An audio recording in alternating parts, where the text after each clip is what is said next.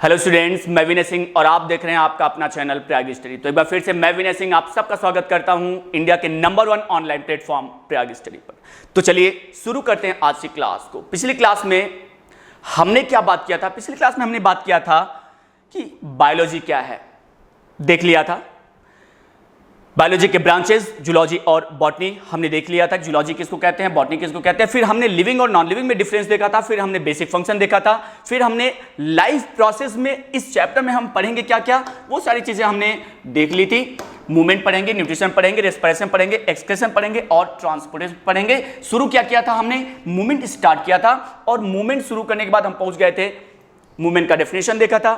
फिर movement living organism के लिए बहुत इंपॉर्टेंट होता है, क्योंकि हर ऑर्गेनिज्म मूवमेंट सिर्फ दो चीजों के लिए करता है, या तो फूड या तो फेवरेबल कंडीशन। प्लांट और एनिमल अलग अलग तरीके से मूवमेंट परफॉर्म करते हैं। एनिमल के मूवमेंट को हम लोकोमोशन कहते हैं, जिसमें वो एक स्थान से दूसरे स्थान पर जाते हैं in search of food and favourable condition. ये देखें लोकोमोशन, और किस लिए जाएंगे, किस लिए मूवमेंट करेंगे एनिमल? फूड और फेवरेबल कंडीशन। ये हमने एग्जांपल लिया था जिसमें एनिमल मूव करता हुआ हमने दिखाया था। ये देखें, ये लोकोमोशन शो कर रहा है, जो मूव कर रहा है फूड और फेवरेबल कंडीशन के लिए। फिर हमने कहा था हम मूव करें या ना करें, हमारे सेल के अंदर साइटोप्लाज्म लगातार मूव करता रहता है, और साइटोप्लाज्म के मूवमेंट को हम साइक्लोसिस कहते हैं। क्या कहते हैं? साइक्लोसिस कहते हैं। The movement of cytoplasm around the nucleus is called cyclosis. ये देखें साइटोप्लाज्म ये मूव कर रहा है न्यूक्लियस के चारों तरफ। ये साइटोप्लाज्म देखिए कैसे स्ट्रीमिंग मूवमेंट कर रहा है।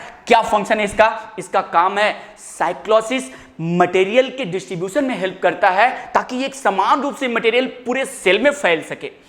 फिर मॉलिक्यूलर मूवमेंट पर हम आए थे। मैंने कहा था मॉलिक्यूलर मूवमेंट कुछ नहीं है, हमारा सेल, हमारी पूरी बॉडी सेल से मिलकर बनी है, और वो सेल और छोटे पार्टिकल से मिलकर बना है जिसे मॉलिक्यूल कहते हैं। वो मॉलिक्यूल एक तरह का मूवमेंट परफॉर्म करता है जिसे मॉलिक्यूलर मूवमेंट कहते हैं। This molecular movement is essential for the existence of life because it play important role in various metabolic activity like body growth, body repairing, in the synthesis of whole body. पूरी body के synthesis में ये molecular movement एक important role play करता है। तो इसका मतलब ये मूवमेंट लाइफ के एग्जिस्टेंस के लिए, लाइफ चलने के लिए बहुत इंपॉर्टेंट है। तो यहां तक हमारी बात हो गई थी। ये देखें मॉलिक्यूलर मूवमेंट, ये हमारे सेल हैं और सेल की ये मॉलिक्यूल्स दिख रहे हैं जो लगातार मूव कर रहे हैं। यहां भी ये देखें एटीपी का यूज करके ये मॉलिक्यूल्स मूव कर रहे हैं, जो मॉलिक्यूलर मूवमेंट को शो कर रहे हैं। ठीक है, हमारा डीएनए आप देखें, डीएनए में भी आपको मॉलिक्यूलर मूवमेंट दिख जाएगा। जैसा कि देखें आप इस इमेज में आपको दिख रहा होगा कि डीएनए के स्ट्रैंड लगातार मूव कर रहे हैं, ये भी मॉलिक्यूलर मूवमेंट को शो कर रहे हैं।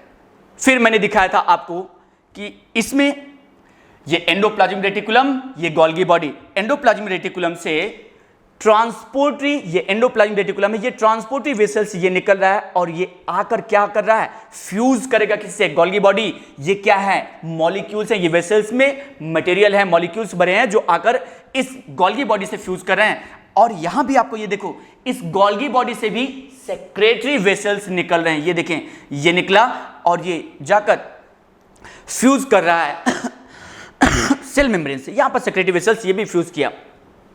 आगे बढ़ते हैं। ये हमने आपको कल बात की, ये भी मॉलिक्यूलर मूवमेंट को शो करेगा। देखिए कैसे ये मॉलिक्यूल्स मूव कर रहा है और लाइसोसोम जाकर उससे फ्यूज कर रहा है और उसे डाइजेस्ट कर रहा है। मॉलिक्यूलर मूवमेंट इन वायरस, हाँ इंटरेस्टिंग टॉपिक आ गई, मॉलिक्यूलर मूवमेंट इन वायरस। इसके पहले तक हमने पढ़ लिया, तो शुरू करते हैं molecular movement in virus. Molecular movement बहुत इंपॉर्टेंट साइन है, वेरी इंपॉर्टेंट साइन है, मोस्ट इंपॉर्टेंट साइन है, जो ये इंडिकेट करता है कि विदर a thing is living or non living. जो ये प्रूफ करता है कि कोई चीज जिंदा है या नहीं। क्योंकि हम अगर खड़े हैं इस टाइम पे तो मूवमेंट नहीं कर रहे ना। अब आप क्या कहेंगे, हम लिविंग है या नॉन लिविंग है? हाँ लिविंग है। क्यों? मॉलिक्यूलर मूवमेंट के बेसिस पर हम लिविंग है, क्योंकि हमारे मॉलिक्यूल्स अभी भी, हम भले खड़े हैं उस टाइम पर भी हमारे मॉलिक्यूलर मूवमेंट लगातार मूव कर रहे हैं। हम सोते रहेंगे तब भी हमारे मॉलिक्यूलर मूवमेंट, हमारे मॉलिक्यूल्स लगातार मॉलिक्यूलर मूवमेंट को शो करता रहेगा। और जिस दिन वो मॉलिक्यूलर मूवमेंट रुक गया तो समझ लेना कि क्या हो गया? डेथ हो गया, हम नॉन लिविंग हो गए। ओके, अब वायरस एक कंट्रोवर्शियल ऑर्गेनिज्म बन गया इसी मॉलिक्यूलर मूवमेंट के बेसिस पर। Virus, there is a controversy about virus whether it is living or non living. Virus के लिए एक बहुत बड़ा मतभेद है कि वायरस लिविंग है या नॉन लिविंग है। अगर कोई कहता है लिविंग तो एक दूसरा फैक्टर आ जाता है कि नहीं ये नॉन लिविंग है। कैसे? मॉलिक्यूलर मूवमेंट के बेसिस पर। अगर कोई कहता है कि ये नॉन लिविंग है तो फिर दूसरा फैक्टर आ जाता है कि नहीं ये लिविंग है। किसके बेसिस पर? मॉलिक्यूलर मूवमेंट के बेसिस पर। आप कहेंगे सर आप क्या कह रहे हैं? हाँ, इसीलिए तो इनकी आंखें निकल गई हैं कि क्या बता रहे हैं आप, कुछ समझ नहीं आया वायरस लिविंग है कि नॉन लिविंग है। जवाब की खोज में है, लेकिन इन भाई साहब को जवाब मिलेगा और इनका भी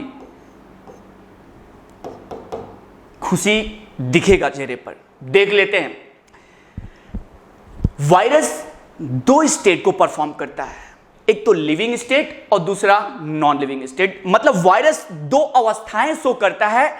लिविंग स्टेट, लिविंग जीवित अवस्था भी शो करेगा और मृत अवस्था भी शो करता है। नॉन लिविंग स्टेट भी शो करेगा। कैसे? जैसे कि वायरस, जैसे ही कोई वायरस किसी ऑर्गेनिज्म, किसी लिविंग ऑर्गेनिज्म के अंदर घुसता है, इंटर करता है, तो तुरंत ये मॉलिक्यूलर मूवमेंट शो करना शुरू करता है। और मॉलिक्यूलर मूवमेंट शो करना, that is the sign of living organism. Molecular movement होना ये प्रूव कर देता है कि ये चीज लिविंग है।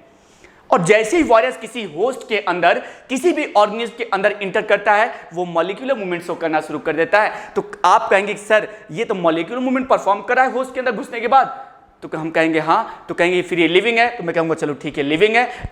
अब दूसरा क्वेश्चन आ जाता है कि चलो होस्ट के अंदर से अब इस वायरस को बाहर निकालो।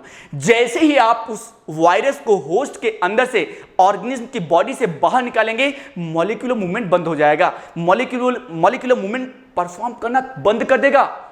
मॉलिक्यूलर मूवमेंट ना होना ये क्या है?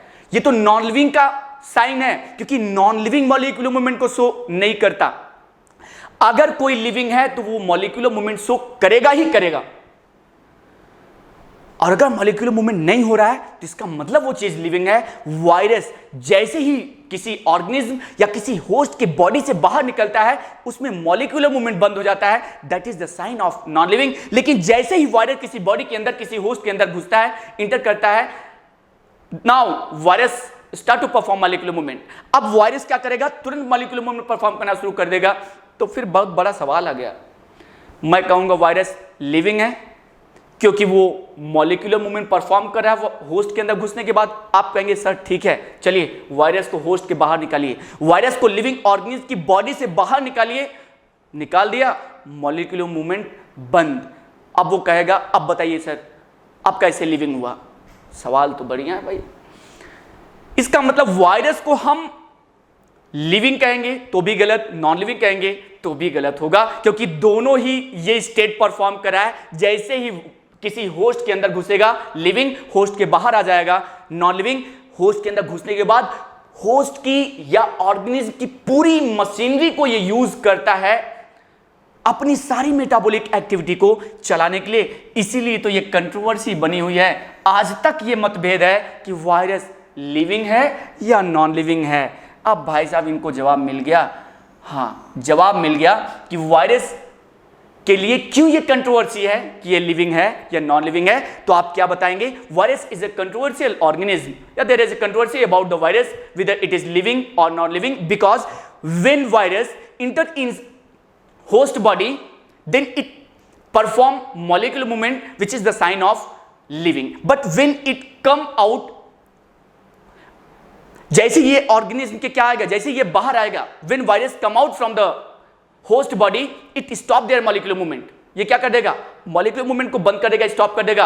और मॉलिक्यूलर मूवमेंट बंद करना, मॉलिक्यूलर मूवमेंट को शो नहीं करना, that is the sign of non living organism.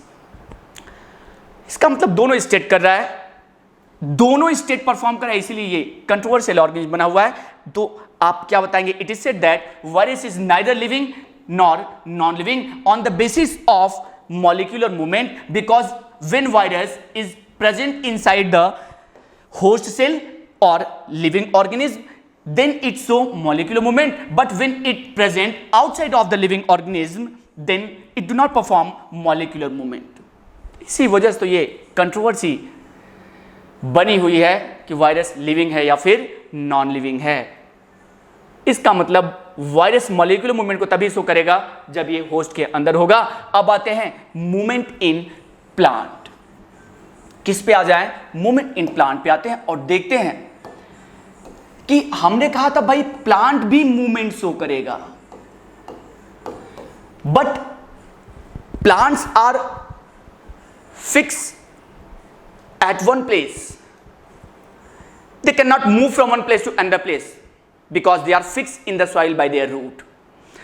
Plant तो एक स्थान से दूसरे स्थान पर जा नहीं सकता because they are fixed in the soil by their root, क्योंकि वो जमीन में अपने रूट के द्वारा फिक्स होते हैं. So they cannot move from one place to another place, but they show a special type of movement and that movement is called curvature. Plant एक स्थान से दूसरे स्थान पर तो नहीं जा सकता, लेकिन वो अपने बॉडी पार्ट को घुमा सकता है, बेंड कर सकता है कुछ स्टिमुलस की तरफ. स्टिमुलस का मतलब क्या? स्टिमुलस का मतलब आप तो सिर्फ इतना समझो, स्टिमुलस का मतलब परिवर्तन या चेंज. एटमॉस्फेयर में होने वाला किसी भी तरह का चेंज, किसी भी तरह का परिवर्तन स्टिमुलस कहलाता है. अच्छा ठीक है. So, plants show a special type of movement called curvature, या आप ये कह लें the movement of plant is called curvature, in which they bend their body part towards the some stimulus such as sunlight, such as water, such as gravity, such as touch, such as chemical. मतलब plant अपने body part को कुछ परिवर्तन की तरफ घुमा सकता है, कुछ परिवर्तन कुछ स्टिमुलस की तरफ बेंड कर सकता है. और वो परिवर्तन क्या क्या हो सकते हैं? जैसे सनलाइट हो सकता है, जैसे वाटर हो सकता है, जैसे ग्रेविटी हो सकता है, जैसे केमिकल कोई हो सकता है, जैसे कोई टच हो सकता है, जैसे कोई ऑब्जेक्ट टच करता है. छुई मुई देखा कि नहीं देखा? अरे पंपकिन वगैरह, लौकी वगैरह देखा कि नहीं देखा? उसमें वो जो टेंड्रिल्स निकलते हैं, जो जैसे ही वो टेंड्रिल किसी ऑब्जेक्ट के टच में आते हैं, वो टेंड्रिल उधर ही ग्रोथ करना शुरू कर देता है, उधर ही घूम जाता है. वो भी एक तरह का मूवमेंट है. तो आप याद रखेंगे the movement of plant is called curvature. ये वर्ड आप याद रखेंगे. एनिमल के मूवमेंट को लोकोमोशन और प्लांट के मूवमेंट को कर्वेचर कहते हैं. अब कर्वेचर है क्या? The bending of body part of the plant towards some stimulus like sunlight, water, gravity is called curvature. खुश हो गए भाई साहब, इनकी दिमाग की बत्ती जल गई. अभी तक ये चक्कर में थे कि हमने प्लांट को मूव करते नहीं देखा, और आप बार बार करें कि प्लांट मूवमेंट शो करता है. हाँ भाई साहब, प्लांट मूव नहीं कर सकता क्योंकि वो रूट के द्वारा अपनी सॉइल में फिक्स है. So plant can not move from one place to another place, but they bend their body part, but they can bend their body part. लेकिन वो अपने बॉडी पार्ट को घुमा सकते हैं और वही मूवमेंट हो गया. अब इनको समझ में आया कि हाँ वो एक तरह का मूवमेंट है, और उस मूवमेंट को एक नाम दिया, क्या? कर्वेचर नाम दे दिया. ठीक है, आगे बढ़ते हैं. अब प्लांट के इस कर्वेचर को, प्लांट के मूवमेंट को कर्वेचर कहते हैं. अब प्लांट के इस कर्वेचर को, प्लांट का मूवमेंट किसकी वजह से हो रहा है? प्लांट में ये कर्वेचर किसकी वजह से हो रहा है? किस फैक्टर की वजह से हो रहा है? अगर सनलाइट की वजह से हो रहा है तो उस कर्वेचर को एक अलग नाम देते हैं. वाटर की वजह से हो रहा है तो वो एक अलग नाम दिया. ग्रेविटी की वजह से हो रहा है, अलग नाम दिया. टच की वजह से हो रहा है, अलग एक नाम दिया. केमिकल की वजह से हो रहा है, अलग एक नाम दिया. इसका मतलब अब आप क्या बताएंगे? On the basis of stimulus, curvature is of various type. भाई स्टिमुलस के बेसिस पर, परिवर्तन के बेसिस पर ये कर्वेचर कई तरह का होता है. मतलब प्लांट में मूवमेंट कई तरह का होता है, कर्वेचर कई तरह का होता है. पहला जैसे फोटोट्रॉपिज्म, नाम याद रखना बहुत आसान है. फिर दूसरा हाइड्रोट्रॉपिज्म. फोटो का मतलब होता है लाइट, ट्रॉपिज्म का मतलब होता है मूवमेंट. ऐसा मूवमेंट जो लाइट की वजह से हो, फोटोट्रॉपिज्म. दूसरा हाइड्रोट्रॉपिज्म. ऐसा मूवमेंट, हाइड्रो का मतलब वाटर, ऐसा मूवमेंट जो वाटर की वजह से हो, हाइड्रोट्रॉपिज्म। फिर आगे क्या, जियोट्रॉपिज्म। जियो का मतलब होता है ग्रेविटी, क्या होता है, ग्रेविटी होता है। ऐसा मूवमेंट प्लांट में, ऐसा कर्वेचर प्लांट में, ऐसा मूवमेंट जो ग्रेविटी की वजह से हो, उसे हम जियोट्रॉपिज्म कहेंगे। अगला थिग्मोट्रॉपिज्म।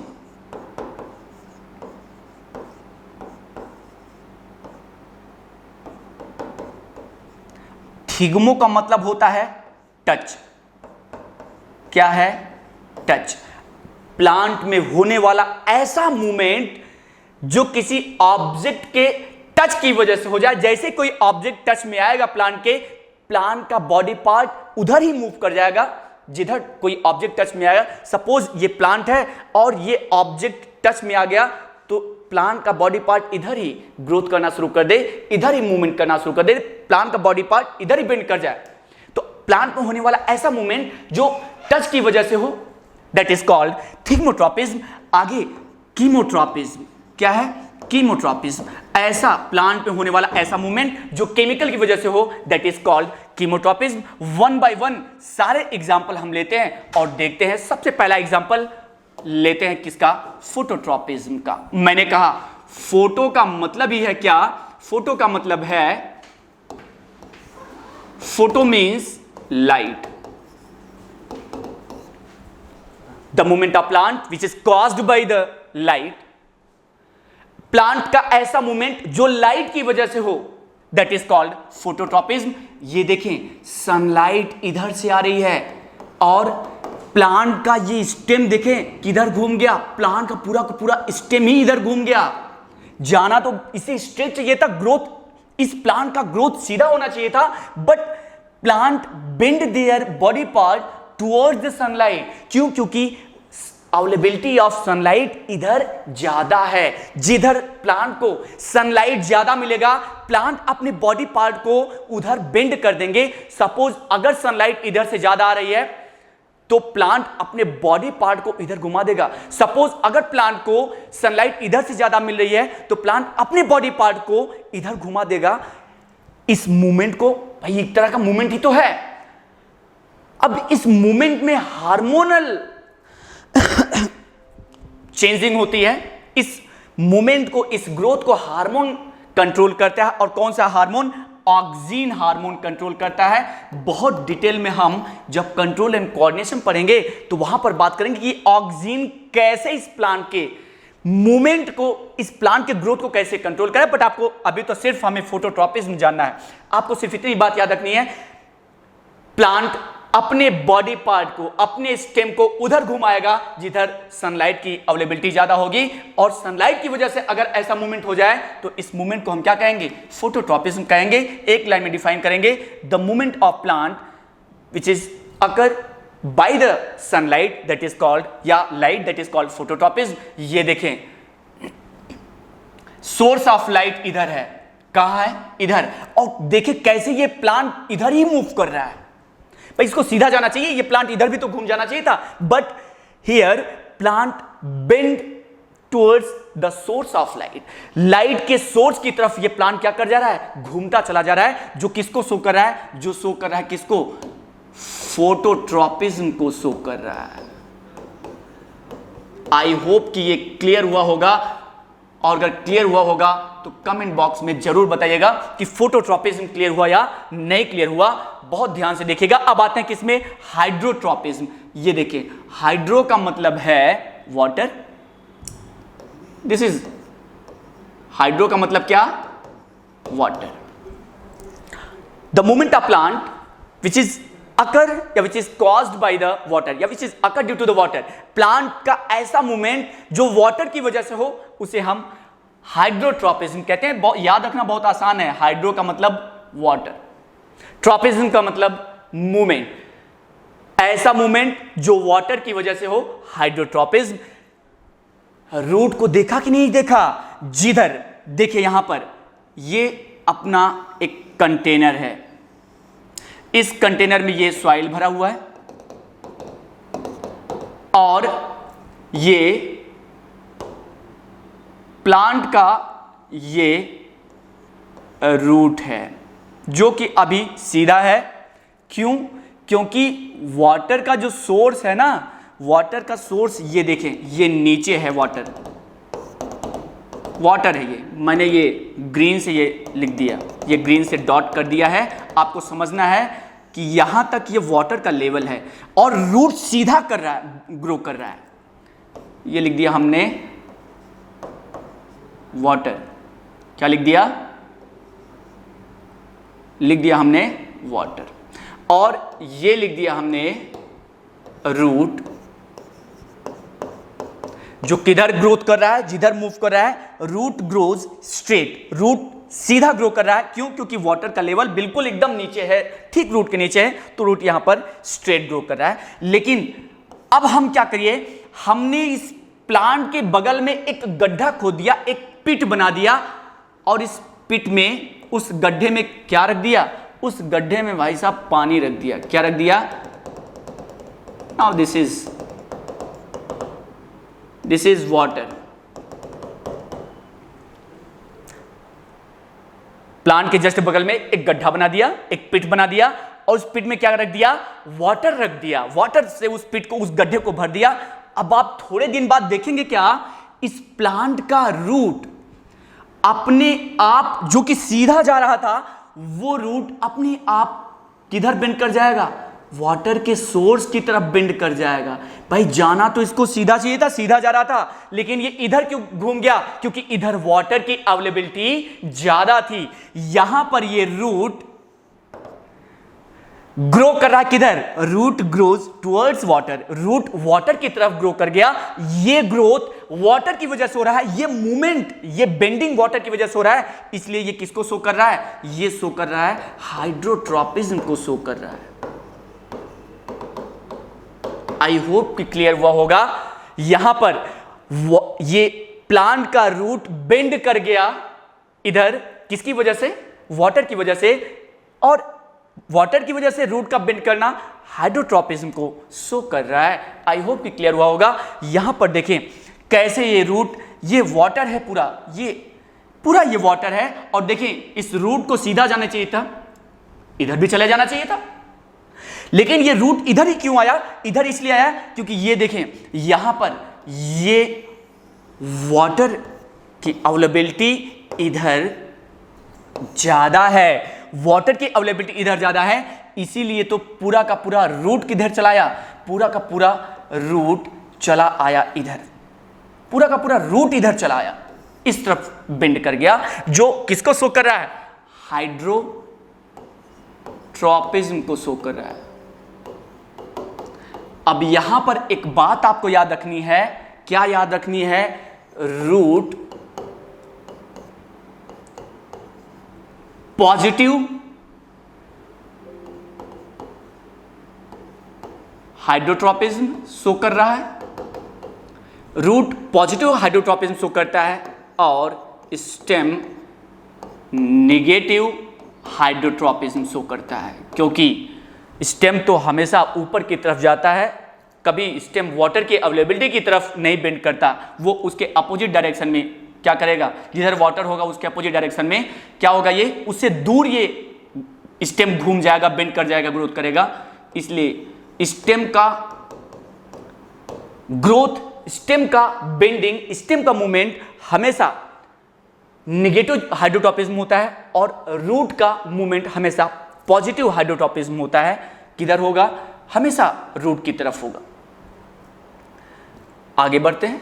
देखिए यहां पर ये डायग्राम यही शो कर रहा है, ये रूट, यहां पर ये वाटर है, ये पूरा वाटर है, वाटर नीचे है, तो ये रूट किधर ग्रोथ कर रहा है? वाटर की तरफ, जो किसको शो कर रहा है? Root grows straight towards the water, जो पॉजिटिव हाइड्रोट्रॉपिज्म को शो कर रहा है। और तना, स्टेम किधर ग्रोथ कर रहा है? शूट और stem grows away from the water. Stem हमेशा वाटर से दूर की तरफ ग्रोथ करता है। रूट के ग्रोथ को, ये देखें, रूट के ग्रोथ को हम क्या कहते हैं? पॉजिटिव।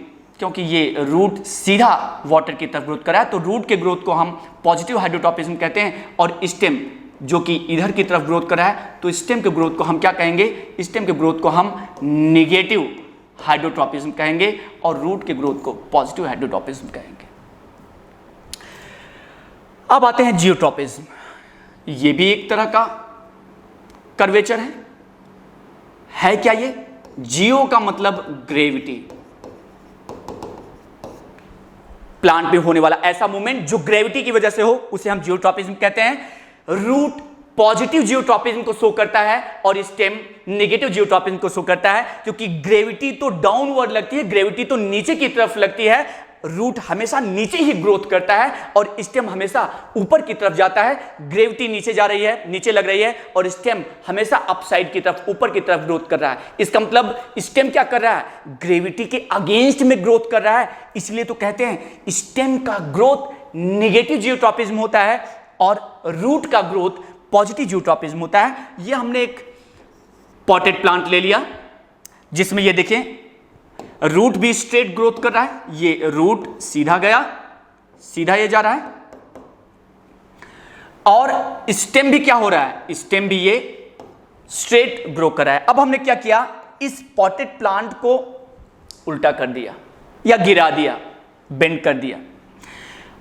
थोड़े दिन बाद आप देखेंगे क्या भाई, गिरा दिया तो इस रूट को कैसे जाना चाहिए था? रूट ये है, ये है रूट, कलर कहें तो आप बदल लें हम, सपोज ये रूट है, यहां पर भी ये रूट शो कर रहा है, वाइट से जो मैं दिखा रहा ये मैं रूट को शो कर रहा हूं। सपोज ये रूट है, तो इस रूट को जब हमने प्लांट को उल्टा कर दिया, इन्वर्ट कर दिया या गिरा दिया, तो भाई रूट को सीधा ऐसे ग्रोथ करना चाहिए और स्टेम को ऐसे सीधा ग्रोथ करना चाहिए। हाँ बिल्कुल करना चाहिए, लेकिन आपको दिखेगा क्या? आप देखेंगे कि ये रूट सीधा ना जाकर ये रूट क्या किया, ये रूट ऐसे नीचे की तरफ ये घूम गया, और स्टेम क्या मिला? स्टेम का ग्रोथ किधर हुआ? स्टेम सीधा ना जाकर, भाई ये स्टेम को सीधा जाना चाहिए था, लेकिन स्टेम सीधा ना ग्रोथ करके ऊपर की तरफ ये घूम गया। देखिए स्टेम ये ऊपर की तरफ घूम गया। क्या दिख रहा है यहां पर? रूट डाउनवर्ड ग्रोथ कर रहा है और स्टेम अपवर्ड ग्रोथ कर रहा है। Stem grows against the gravity. ये जो स्टेम है वो ग्रेविटी के अगेंस्ट में ग्रोथ कर रहा है, और ये जो रूट है, रूट क्या कर रहा है? Root grows towards the gravity, क्योंकि आप सब जानते हैं कि ग्रेविटी नीचे की तरफ ही लगता है और रूट हमेशा ग्रेविटी के डायरेक्शन में ग्रोथ करता है, जो रूट पॉजिटिव जियोट्रॉपिज्म को शो करता है, और स्टेम हमेशा ग्रेविटी के अगेंस्ट में ग्रोथ करता है, जो निगेटिव जियोट्रॉपिज्म को शो करता है। आई होप कि क्लियर हुआ होगा। ये देखें, ये स्टेम निगेटिव जियोट्रॉपिज्म को शो कर रहा है। देखें पॉटेड प्लांट गिरा हुआ था, कैसे ये स्टेम ग्रेविटी के अगेंस्ट में ग्रोथ कर रहा है, कैसे ये स्टेम ये देखें ग्रोथ कर रहा है ग्रेविटी के अगेंस्ट में, पूरा का पूरा स्टेम ये ऊपर चला जा रहा है ग्रेविटी के अगेंस्ट में। तो आए जियोट्रॉपिज्म, रूट डाउनवर्ड और stem upward. Root positive geotropism को और स्टेम नेगेटिव जियोट्रॉपिज्म को शो कर रहा है। थिग्मोट्रॉपिज्म, थिग्मो का मतलब है टच, थिग्मो मीन्स टच। इसका मतलब प्लांट में होने वाला ऐसा मूवमेंट जो टच की वजह से हो उसे हम थिग्मोट्रॉपिज्म कहते हैं। ये प्लांट है, बहुत सारे एग्जांपल आपको देखने को मिल जाएंगे, लौकी, नेनुआ, बहुत सारे हैं, खीरा वगैरह में आपको दिखेंगे। लीफ के पास एक ऐसा स्ट्रक्चर आपको दिखाई देगा, इसको टेंड्रिल कहते हैं। क्या कहते हैं? टेंड्रिल। ये टेंड्रिल कुछ नहीं है, इट इज मॉडिफाइड स्टेम। ये क्या है? Modified stem. मॉडिफाइड लीफ भी होती है। अब ये टेंड्रिल, जैसे हम एक लकड़ी बगल में गाड़ देते हैं कि स्टिक बगल में गाड़ देते हैं, अब ये टेंड्रिल जैसे ही इस स्टिक के टच में आएगा तो करेगा क्या? ये टेंड्रिल पूरा इसको ऐसे लपेटता हुआ चला जाएगा, मतलब इसी तरफ अब ग्रोथ होना शुरू हो जाएगा। जिस तरफ ये टेंड्रिल, जैसे ही कोई ऑब्जेक्ट इस टेंड्रिल के टच में आएगा, ये टेंड्रिल उधर ही ग्रोथ करना शुरू कर देगा,